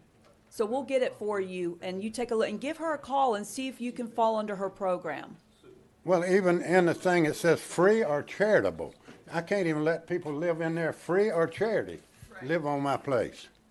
And how about travel trailers? I got happened to be people had nowhere to live. I let him park a travel trailer. Another man in the process of dying, and he had to move from where he was at, got a travel trailer on there. Are they going to fall under all these inspections, or am I free to let them So sometimes sit? too much information is not good. So don't tell us about Okay, your travel trailer. 2 travel trailers sitting there. Are they going to fall under these rules and regulations? Can they sit there? Travel trailers, even on agriculture property, you cannot have anyone living in your travel trailers. Greta, let me jump in here Yeah, real go quick. ahead. You can actually live in a travel trailer as one single unit, but not a bunch of them on your property unless you're doing agricultural tourism. The board just, do we adopt or consider it in the new ordinance? I think they adopted it, didn't they? Adopted a new ordinance about that, but in some instances you can. I'm not sure that we considered travel trailers as residential units, so I think we're gonna have to take that one back and discuss it. Okay. My recommendation would be to meet with staff and let's go over your circumstances, because there might be some agricultural aspects of what you have. There might be some mobile home, there might be some farm worker housing, there might be some parts that you might not actually meet the definition of a rental unit. So it sounds like you have a lot of things going on, and perhaps if you get with Greta, we can meet with you and kind of go over what do you have going on at your property and does that apply? This thing is certainly going to fall hard on low-income people. Yep. Extremely. The people, they live more or less on my place, and they work 6 months a year farming for me, and then they work for whoever they can find a job. I can't meet these qualifications. And if the people have to move, I want you, county commissioners or whoever, to come out and move the people. Tell the people to move, and then I want you to see that they move. I've tried to move people off of my place. They tell me I got 30. They can't. He's got 30 days. I got to give him a written notice, and I have to sit and wait till he gets his 30 days. but I want y'all to come out and tell them they got to move, and I want you to come out and move them. All right, thank you, sir. I can't meet these specifications. I'm not in the rental business. I'm in the, you help me, I help you. You pay me a little, we all get along, we all survive. I think I understand. You're saying you're in the farming business. Yes, sir. Your property is zoned agricultural, and you have farm workers that live on your property. Yes. I think a special meeting with Greta and with staff to look at your situation and see how we can, work together on that. I think would be good.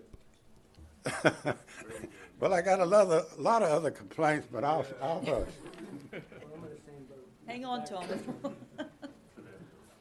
I have one question. I have a tenant who's been paying $900 a month for the past 20 years, and we never wanted to raise rent on them. Same kind of boat, kind of making them save money, but they love where they're at. The lease runs out in October-ish, and it's likely that they're gonna have to find a place to live for $2,000 a month. Because I can't, well, it's my mom's property who's 80 years old, and we can't afford any. I'm gonna see if we could get qualified, but if we don't, I'm gonna have to say, find another place to live. Amen. And these people, been there 20 years, so they'll be thankful for that.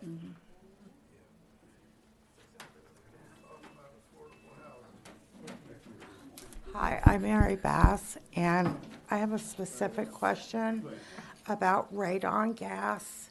Are you going to be inspecting for radon gas, and do you have to keep one of those radon gas detectors in your home? It's not part of our program. Okay, that's it. I'm learning. George Dietz again. Basically, I don't have any gripes about meeting these standards, but I think this is a real backdoor effort to backdate and revise building codes. I just feel like I've really been slapped. I would have liked to have gotten this postcard that I received last week, 6 or 8 months ago, so I could have spoke when these things were being designed and put together. You're making criminals out of us if we don't do this with your fines. I don't see anything in here that protects me from the tenants that destroy the property, skip out on rent, that we can do anything and you can help me collect my money and repair my property. A question I want to know, how does this help to resolve the lack of affordable housing in the Gainesville area? Exactly. Tell me how that does it. I was doing some rough computing. The $122 doesn't sound much, but we'll tack on about $6 or $7 a month on the rent. To have a high vacuum guy out come every couple of years, he's going to charge $200-300 to come out. I mean, I would think right off the bat, I'm going to raise my rent $25-30 a pop. That doesn't count for the maintenance, which I don't think, fortunately, we're going to have a lot to do. I think the other gentleman tried to get an answer, and I didn't hear one. Why does this not include all houses and all housing in the county? Another question is, what statistical evidence do you have or research do you have that's been done locally to support going down this road? I suspect none. Anyways, that's all I got. Oh, the other thing, one word that scares me in that document you have up there, inspections at least every 4 years. At least is not one every 4 years. Once every 4 years. It says at least. L-E-A-S-T was in the thing on the board. The reason why is because if your tenant happens to call us during the time period and they say that there's some violations that's not being taken care of, that's a complaint driven. Then we will come out then and do a complaint driven. Well, that's sure not what I interpreted as seeing on the board. I think that should read once every 4 years. Well, our hope is that we're only doing once every 4 years, but if we do receive a phone call from the tenant, then we will open up a complaint and have to come out and do another one. Greta, if I'm... 1 minute, sir. Go ahead. I think Ms. Daniels want to respond to earlier questions. To a few of the points. First, I want to say the energy efficiency aspect of this, and you have the handouts, and it breaks down what's energy efficiency and what's part of the property maintenance code, minimum housing code, basically, which kicks in now. There is time to discuss energy efficiency standards. Things may change between now and 2026, but if you're upgrading, that's what's in the ordinance, so you don't, if you're gonna do the work anyway, you can go ahead and do it. The property maintenance code has been part of Alachua County, has been a requirement for all of you as landlords and for single-family homes, but the way code enforcement works to date, this program is a little different, is by a complaint basis. So a homeowner is not gonna call code enforcement and say, my air conditioner isn't working. They're the ones who are gonna have to fix it, and that's why it's not in single-family homes. The property maintenance code itself applies to you with or without this ordinance. It always has. It was updated in 2021. The changes were not that substantial, even from the 91 code to the 2021 code. It's things like no holes in your floors, no holes in your ceilings, working windows, things that you should be hopefully providing for your tenants anyway. The difference is that this ordinance has a systematic way to inspect those units where, like I said before, it was on a complaint basis that a code officer would be called out. You, as a landlord, would have to fix anything in this ordinance with or without this ordinance if a code officer came and inspected and found a violation. I just wanted to make that clear because a lot of you probably have decent housing and haven't had to fix anything or had to have a renter call, but a lot of the housing in the county is very substandard. We do have the statistics, not with us tonight, if you'd like it or anybody else would like it, about the really high cost burden of energy inefficient homes or duplexes, quadruplexes, up to the 4 that we can regulate right now. That is the goal of this program. I mean, there's some climate aspects to it as well, and to the pilot program that's coming out of the sustainability office that Dr. Riley talked about. But it is a cost burden to a lot of renters. And you're saying, I'm hearing a lot of you say that your renters are low-income renters. So if the unit is energy efficient, and the standards are really not that high, they're the federal standards for energy efficiency when we get to that point in 2026. So you may or may not already be meeting them. It may not be that big of a burden, and hopefully if it is, you'll be able to take advantage of the pilot program that will cover the cost of that. So yeah, if anybody does want that statistical information, you can email Greta. She gave her email. My name is Missy Daniels. It's mdaniels@alachuacounty.us. So generally, if you hear someone's name in the county, it's at alachuacounty.us if you need the email, but we can certainly get you that. Thank you. All right. Yeah, okay, my name is Rich Wisdahl. About 2-3 questions, if I can remember them. One, in the case of condominium, in the language concerning exterior, I did not see anything as to who would be responsible for, let's say, wood rot on the exterior of a condominium. A lot of that is based off of what the bylaws in the condos states. So sometimes when we came out, we may ask to see a copy of your bylaws because the HOA handles certain aspects of it, and then the property owner handles another part of it. So we'll have to work that out with you to see what it is that. Okay, and so I know the rules, and I would not be responsible for that. Okay, so in that case, the HOA would be. And I'm not going to be penalized in any way. You as a what? You're as the owner of the property. As the property owner. Okay, all right. So, Kathy. I would just say we were going to need to handle it case by case. Yeah. So if you are given, you get your permit and you set up your time for the inspection, you need to go over with the officer what you're responsible for or what your condominium association is responsible for. If you're later cited for a violation for something, make sure you communicate that. So it just depends case by case and at that moment. So okay, as long as I've communicated to the association what the issue is, may have even beforehand. I'm saying communicate with the officer at that time. That doesn't answer my question. Sorry. Can you restate the question? Would I be responsible if the HOA is the party who has, under their purview, responsibility? Generally, no. But we need to have that conversation at that time. That doesn't answer my question. It does, sir. It's going to be circumstances based upon at that time. Well, your HOA or your condo association covenants may say something right now. I don't want to say that that's the case because, you know, they can change. So at that time of inspection, that's the time to communicate with the code enforcement officer. Again, I will restate it.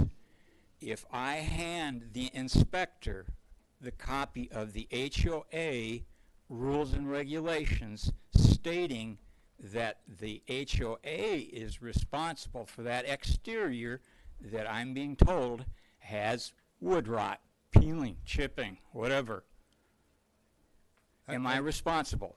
At that time, we will work it out. If that's what it says and the answer is no, then you will not be responsible. Okay. Next question. It states that each bedroom should have a window. In the case of some of the condominiums, you have I refer to it as a door wall. You don't have a window. What's the situation with that? When you say door wall, what? It's a sliding glass door. Yeah. Okay. Yeah. But the key thing there is, you know, windows provide light, ventilation, in some cases means of egress. So that sliding glass door. Let's assume.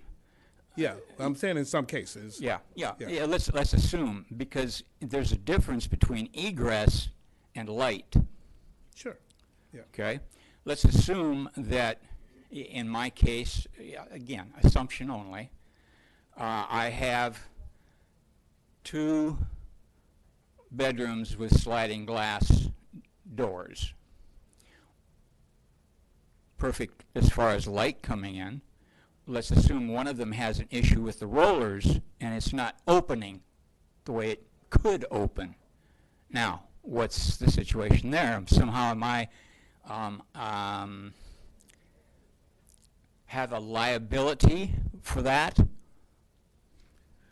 I would use the term responsibility for that, to fix it so that it does roll and open up. Again, I'm asking because in most situations you have a window. You don't have a door. Sure. So if I have 2, one in each of 2 bedrooms, one functions properly, the other doesn't function as well. You're saying 2 in each bedroom, or no, 1 in each bedroom? In each bedroom. Okay. All right. Yeah. Responsibility to repair, I think, is. Yes. Every window has to talk with work, the inspector, and every door has to work properly. Okay. They have to shut, they have to open, and they have to lock. Okay. Okay. All right. Next item. Smoke detectors. Normally we have them. I have a situation where I have a smoke detector at the top of a stairway within approximately this distance to one bedroom, within approximately this distance to another bedroom, within approximately this distance to another bedroom. Mm-hmm. What are my requirements? So the code says that you have to have one on the inside of each bedroom and the outside. Generally, if they're like 2 or 3 clumped together, you can have one there, and that would be sufficient. Thank you. That was what I was wondering. Okay. Again, I'm going to ask you to kind of wrap it up because of the time. There's other people waiting. Okay. I'll just simply make a comment then. One of the things I think that's happened within the community is that we all see large developments, multi-story facilities going up all over. Yeah. And it almost appears to many of us that it would be appropriate to ask for, was there pressure from these types of organizations to have some restrictions on the smaller rental units? Ms. Daniels. Because again, the fill rates for some of these are not great. So in response to that, the county commission is truly interested in affordable housing. If you've listened to any of the discussions in the past year, that's one of the main tenets of all of the commissioners. This program is really aimed at keeping housing affordable. Like I said, the statistics that we were seeing, and I understand your point, the statistics that we're seeing are that utilities are higher than rent. You say you keep the rent down, but the utilities they're paying, not you, but in general, could be so high it's making it cost prohibitive. And a lot of that is attributed to energy efficiency. That was the goal of the program. The county commission wanted to regulate the larger complexes as well as the 4 and under. The only reason they were not part of the ordinance to begin with and aren't yet right now is because of the state statute that potentially preempts counties or cities from regulating those larger units. City of Gainesville has a very similar program to this that they've been running for a little over a year. Their attorneys decided they were preempted from anything that fell under the public lodging definition, as you heard tonight, so they are not regulating them. Our county commission wanted to, obviously not if we're preempted, but asked us to come back to them as we get this program going with more information about that preemption to see if they can add those larger units in. So they weren't trying to just exclude them. And certainly we'll add them in the future when we bring that information back. If we can. If we're permitted. If we are legally allowed to.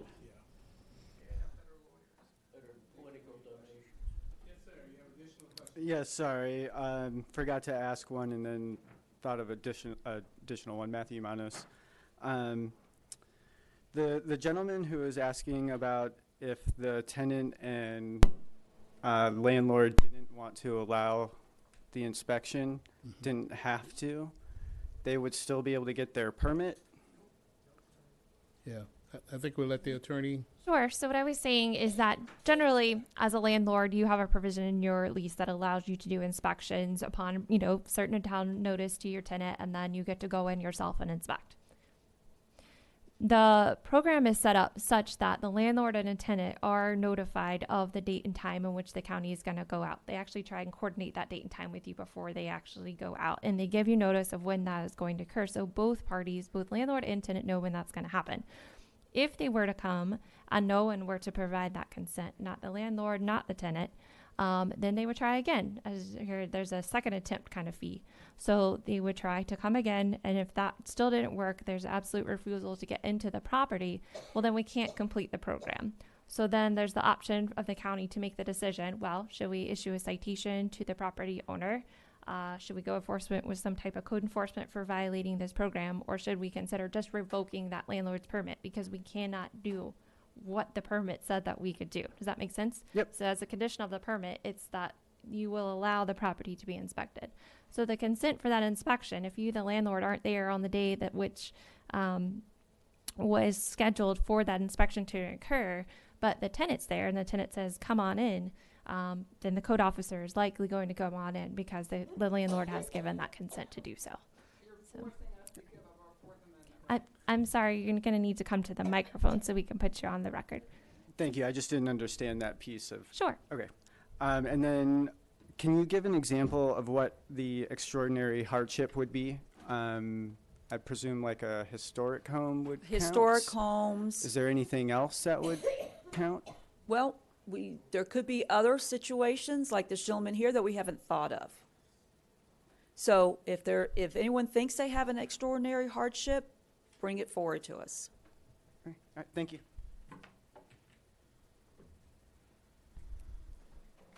My name's Bob Wisdahl. Hopefully this will be easy on you here. When you talk about handing out the material prior to signing the lease, you don't have to. If you already have a tenant what is your definition of prior? No, if your tenant's already living there, just Okay, go but- ahead and present it to them and have them sign Okay, something. but now I'm getting a new tenant in. Okay. Now, what I've done in the past for like lead disclosure and all that stuff, Mm-hmm. part of my lease is you sign off, my renter signs off that I've given them this material, but that isn't prior. Right. Okay, so that's my definition. Can I do it at that time? But Yes. But that doesn't fall under the definition of prior. Yeah. But no, I understand, but no, sir. You can add it to your lease and then have them sign it, and then they just show it to the officer when we come in. Okay, so that's cool. Yes, And sir. the next thing, say I get in this program and it starts and we got our everything's in order, and I decide to sell my property. Who is responsible to notifying the person that's buying the property of all these things that they have to do to be compliant in Alachua County? Well, that's only if you're selling it to someone as a rental. If you're selling it to someone, obviously, as a But if I sell primary it as home, typically where I live, it's going to be investment property. Mhm. Who's responsible? you're not responsible for that. Every year, when we send out new permit application letters, we'll get the new list of potential new folks that came into the county and bought new properties, and we will send them an application out. Okay. It would be very helpful if you're selling the property to let the county know that, and so that relieves you. You know, once that property is closed, it relieves you of that responsibility. Okay, other than the I guess the contract and bill of sale and all that's supplied to the county as part of that. You know, what else? You know, what other avenues are there? Is that who do you contact? You could just contact the code administration office. Okay. And because, I mean, even through the sale of the property, it takes the property appraiser office a few months to make the transfer of everything. So that way, if we're in the process, if it's getting close to New Year of October and we're sending out the new applications and you just sold, that way we won't bother you. Okay. We'll already make the adjustments in-house. And for reinspection fees, say they come out and they do inspection and they found a problem. Yes, sir. Okay, so I correct or whatever, they have to come out again. So is that another reinspection fee? The reinspection fee is just if we make an appointment with you and the tenant and we come out and there's Okay. no shows. Yeah, there's a lot of other inspections. If they have to come out, you get to pay again. Mhm. Last thing, and this. No. What? His question is, if you find out that there's problems and you have to go back out and re-inspect the property, is there fees attached with that, with those re-inspections? And I think you're saying no. I was saying no. I think no is correct, but I just want to make sure he yeah, understands. what sounds good to me, but you know, because there's a lot of other inspections. Hey, I pulled a permit for an air conditioner. Come out and it wasn't the ducting wasn't taped right. Comes out again, I get to pay a fee. Okay, so last thing, and this is sort of Section 8. And that is not my field of I know, expertise, so but go I ahead. understand the one lady, she's left, but what happens if your HOA and things like that have a bylaw saying no Section 8? Who is responsible, you know? Yeah, that would be a Jackie Chung question. I don't know if you guys. I don't know, for the legal So department. her contact, if that is the case, her contact information is on the handout that she provided, and it would be appreciative if the county would be informed. Okay, thank you. Thank you. Yes, sir. Your name and questions. Good evening, Barry Good evening. Ruttenberg. Oh, Mr. Ruttenberg, welcome. Thank you. Glad to be here.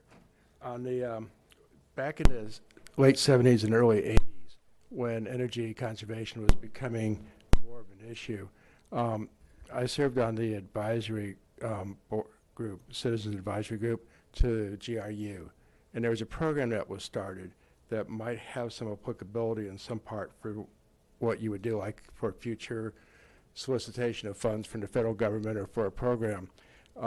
That's when we started doing the energy audits. That was the beginning of that program. It was our group was the one that started to push it. Okay. But GRU would, if it was economically viable to upgrade, they would fund it, and you would repay it through your utility bill. It was automatic, but that could be something to start if you're thinking about future grants. That could be something that would help people, because I'm very concerned with the affordability of housing. Right, absolutely. Okay. Secondly, I keep thinking about houses, and I can think of circumstances when you can't fix it and make these at a reasonable cost. For example, running ducts through girders in a tight spot, you wouldn't want to have to undo that one. Yeah. I've got a list of, as I read through this, there are some things on that list that really concern me as being viable, and that they may be not reasonable. But for the most part, if you have a list, and there were some things that even the inspectors deemed to be that it wasn't viable, economically viable to do, that you could have disclosure. And so therefore it could be attached to the lease and say, these are items that are not done. And at least the tenant would know about it. It would be reasonable. I'm trying to keep the cost of, you had the low-hanging fruit, Yeah. and I'm trying not to get into the really high fruit. Right. And that's the intent, is to keep the unit affordable. And so you're right, if we find some situations like that, they might qualify as a hardship, or otherwise we may have to look at a case-by-case basis on whether certain exceptions or exemptions should apply. And you would develop that as a rule, but if the proposed tenant had that in their lease, they would know, and then that would have clarity. Thank you. Absolutely. Thank you, sir. Yes, ma'am. Hi. My name is Jean Cunningham, and I just need some clarification. Well, first, I need your contact information, but I guess I can get that later. Well, I'll give it at the end for everybody. Great. Okay. So one thing that was mentioned was a secondary home.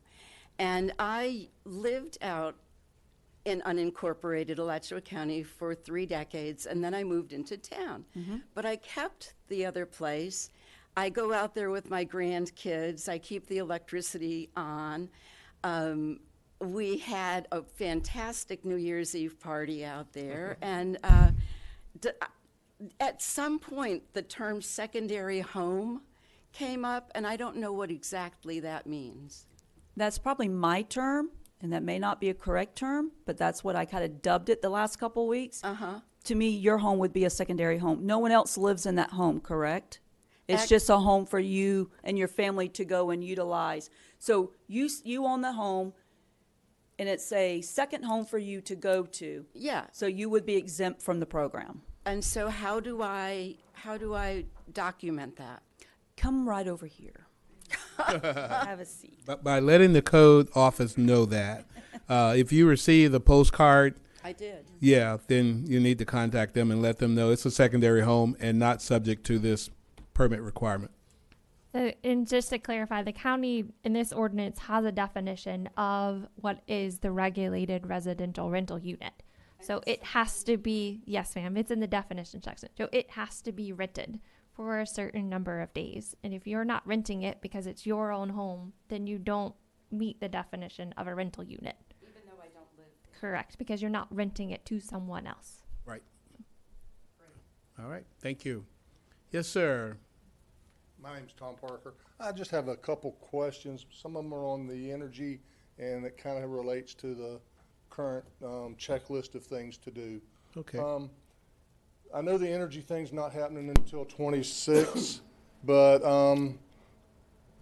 when I mentioned earlier about mobile homes, or someone mentioned mobile homes, they stated, well, they understood the roofs can't be added insulation and that kind of stuff. That really needs to be in that energy plan. It doesn't need to be left up to interpretation by whoever's doing an inspection for later. It doesn't state it now that mobile homes have a different standard.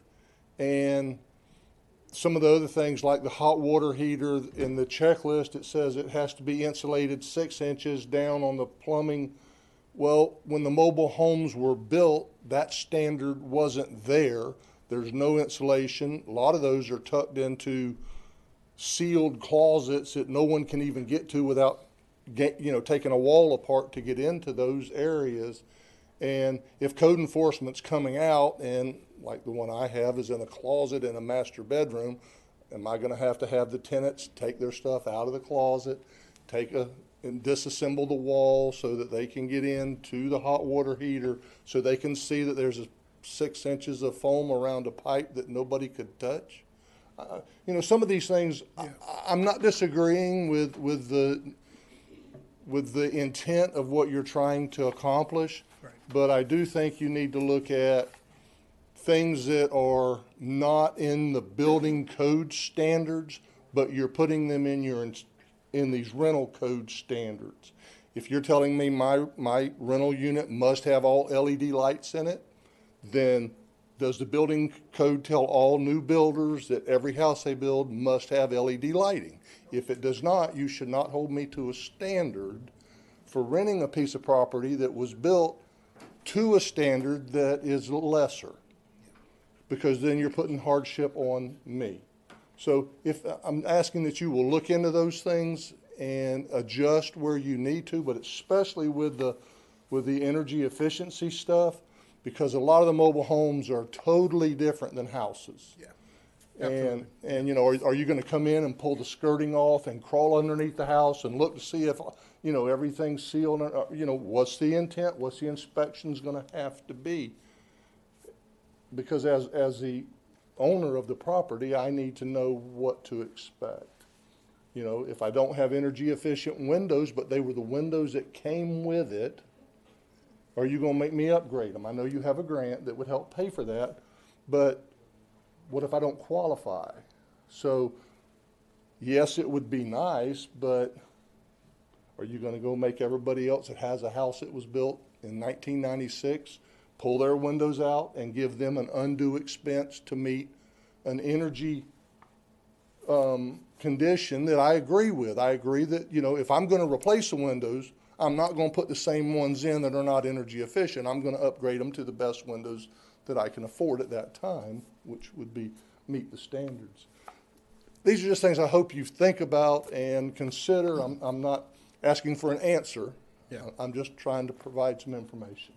Yeah, and that's one of the reasons the county hired a sustainability manager to be able to look into those kinds of issues and see how they apply today, particularly to mobile homes and buildings that were built years ago to a different standard than the standard we're doing today. But I'll let Ms. Riley, I know she want to respond to your questions. Yeah, just to say something similar, we'll definitely take the feedback on the mobile homes and take it back. This is why we've got the pilot program. So I love that feedback. I appreciate it. We'll go back and see what we can do. And I don't think you were saying this, but just to clarify, the energy efficiency codes will take effect in 2026. Yes. You can get the funding right now. Right now, I understood that. Okay. But some of the other things I were saying, like the hot water heaters that are in closets, are, you know, when your code enforcement people come out sometime in the next 4 years from September, are they going to be looking at those types of things that are on these checklists that you just may not have access to? Yeah, now again, this is a new program for us as well. Understand. And we are going to take every case and look at it as an individual case.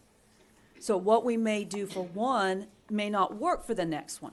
So as we progress through this in the next couple of years, we're going to be tweaking the program and making sure and having a lot of communication with each other so that we're all on the same page when we do the inspections and we look to see what each home has.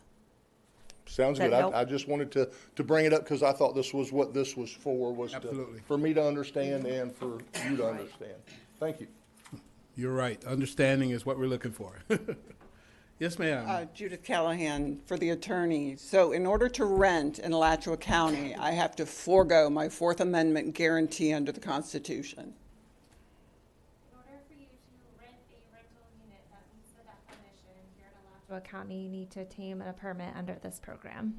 So under Alachua County's policy to rent in Alachua County, to be a renter or someone who is a owner of a home who chooses to rent it for whatever reason, I have to give up my Fourth Amendment right under the Constitution. That's what you're telling me. What I'm telling you is that if you meet the definition of a residential unit, then Alachua County requires you to. Which means I'm giving up my Fourth Amendment right, because you have no right to come in and search my home.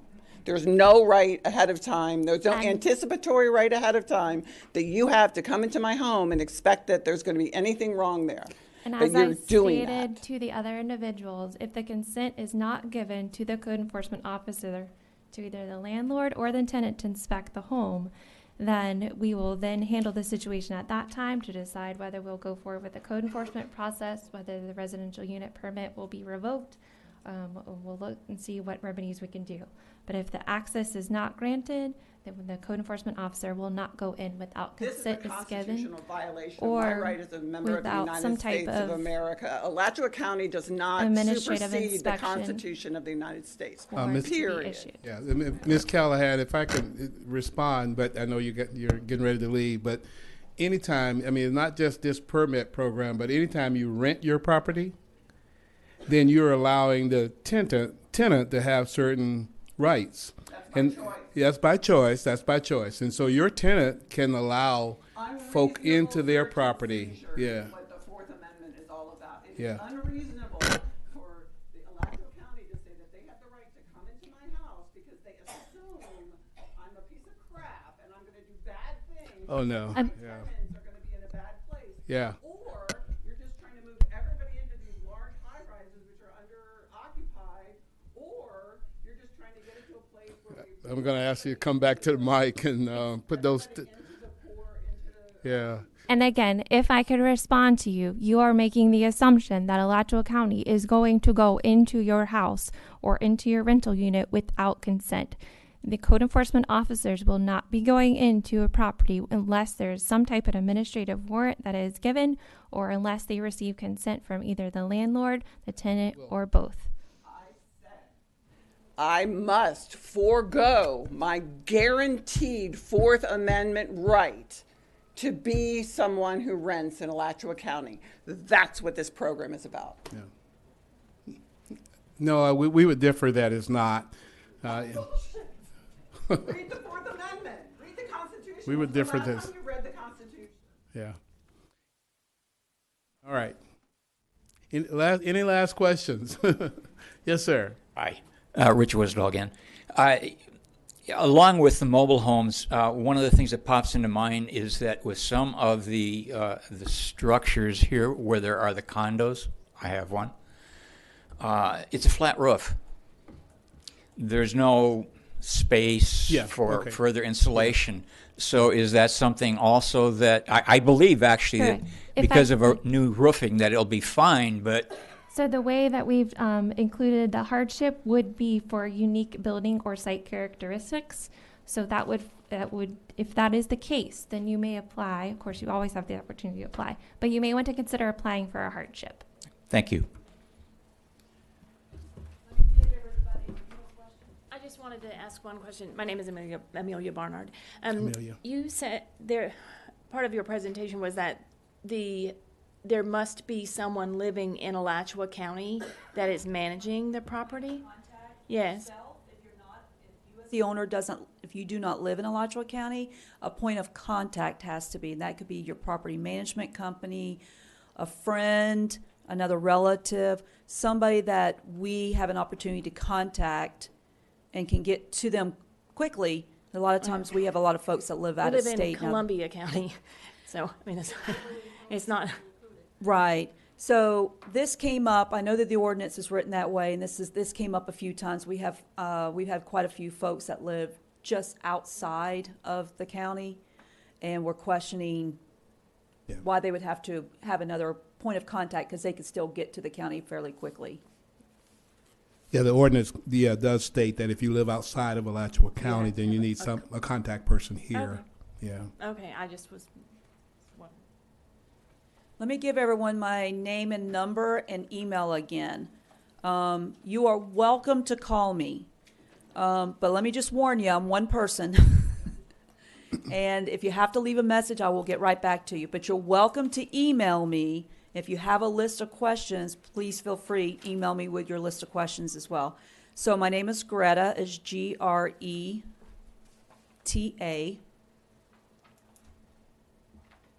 My last name's Moreau, Moreau.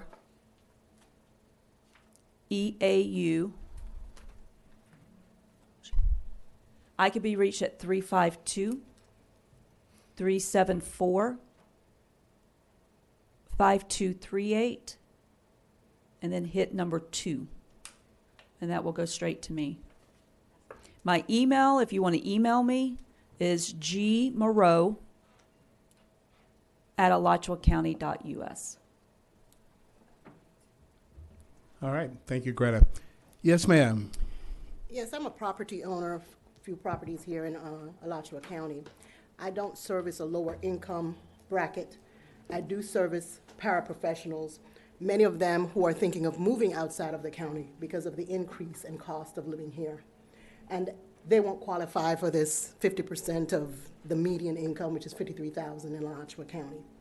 So as you continue to strive for lower economic gap that you feel that you're servicing, understand that you will also be losing your paraprofessionals that will be seeking outside of the county, as this is what they're saying, because living here is becoming unaffordable for them. Thank you. All right. Thank you for your comments. Any other questions or comments? Just want to thank you all and for coming and sharing with us. I know that there may be some disagreements, but sometimes we have to agree to disagree. But we appreciate all your comments and appreciate your input. If we need to, we may do another one of these workshops before September and the permit requirement goes into place. Do you think we ought to do another one? Yes. Get more questions and comments? Yes. You think so? Okay. And we'll do that, and hopefully we'll have even better answers or more answers to your questions, because we want to make sure that everybody understands this program, and we don't want it to cause undue hardship for you as landlords or as tenants. There's two sides to this thing. Yes, sir. George Dietz again. Did any of the input and any of the words you hear tonight make any difference to anybody's thinking on this subject? Well, we're going to is anybody going to change anything? We're going back and look at some of those issues that came out tonight. There's some issues that were, brought some things to light, like mobile homes, for example, and homes with different kinds of construction. We might even go back, look at the Constitution again, even though we have a lawyer who's always looking at constitutional law.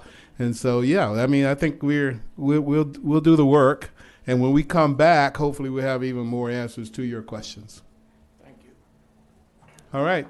Yes, sir. One final? Are you okay? All right. Thank you so much, folks. Y'all have a good night.